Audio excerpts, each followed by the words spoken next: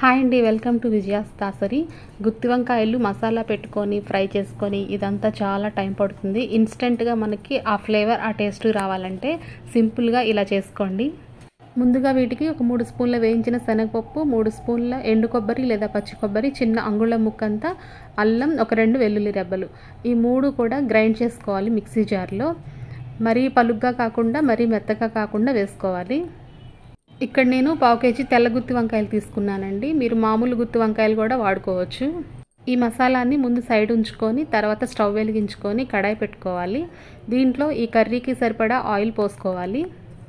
వీటిలో ఉల్లిపాయలు, పచ్చిమిర్చి 2 అవసరం లేదు. ఆయిల్ హీట్ ఎక్కిన తర్వాత 1 స్పూన్ తాలింపు గింజలు, కొంచెం కరివేపాకు వేసుకొని బాగా ఫ్రై చేసుకోవాలి. జస్ట్ 15 మినిట్స్లో అయిపోతుందండి. మీరు పప్పు, సాంబారు, రసం ఇట్లా చేసుకున్నప్పుడు ఇది సైడ్ డిష్ లాగా ఉంటుంది. లేదంటే కనుక అసలు ఓన్లీ ఈ కర్రీ వేసుకొని తిన్నా కూడా చాలా చాలా టేస్టీగా ఉంటుంది.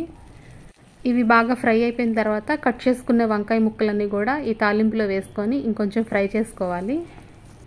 వీటిలో ఒక 1/2 స్పూన్ పసుపు, ఒక 1/2 స్పూన్ సాల్ట్ వేసుకొని ఫ్రై చేసుకోవాలి. ఇప్పుడు మనం తయారు చేసుకున్న మసాలా లాస్ట్లో కాదండి వేసేది, ఎందుకంటే ఈ వంకాయ ముక్కలు చాలా ఫాస్ట్గా ఫ్రై అయిపోతాయి.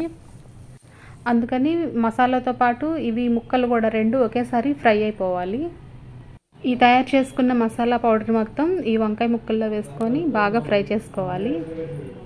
ఈ ఫ్రై రైస్లోనే కాదు, పుల్కా, చపాతీ, బగారా రైస్ వీటన్నిటిలో కూడా చాలా టేస్టీగా ఉంటుంది. ఇవి ఫ్రై అయ్యేటప్పుడు అసలు బాగా డ్రై అయిపోతుంది అని అనుకున్నప్పుడు కనుక ఒక 2-3 స్పూన్ల దాకా వాటర్ వేసుకొని ఫ్రై చేసుకోవచ్చు. మసాలా అంతా బాగా ఫ్రై అయిపోయిన తర్వాత మూత పెట్టుకొని కొంచెం మగ్గనివ్వాలి. కుకింగ్ రాని వాళ్ళు కూడా చక్కగా ఈజీగా చూసుకొని చక్కగా నేర్చేసుకోవచ్చండి. చాలా ఈజీ ప్రాసెస్ మొత్తం. చివరిగా దీంట్లో 1 స్పూను కారం వేసుకొని చక్కగా ఫ్రై చేసుకోవాలి. కారం, ఉప్పు అన్నీ ఆప్షనల్ అండి, మీ టేస్ట్కి తగ్గట్టు వేసుకోవచ్చు. చివరిగా దీంట్లో కట్ చేసుకున్న కొత్తిమీర అంతా చల్లుకొని స్టవ్ ఆఫ్ చేసుకోవాలి. చక్కగా వేడివేడిగా కమ్మగా ఉండే గుత్తి వంకాయ ముక్కల మసాలా ఫ్రై చాలా చాలా టేస్టీగా ఉంటుంది. అందరూ ట్రై చేయండి. ఎలా వచ్చిందో మాకు కామెంట్ చేయండి. Thank you for watching.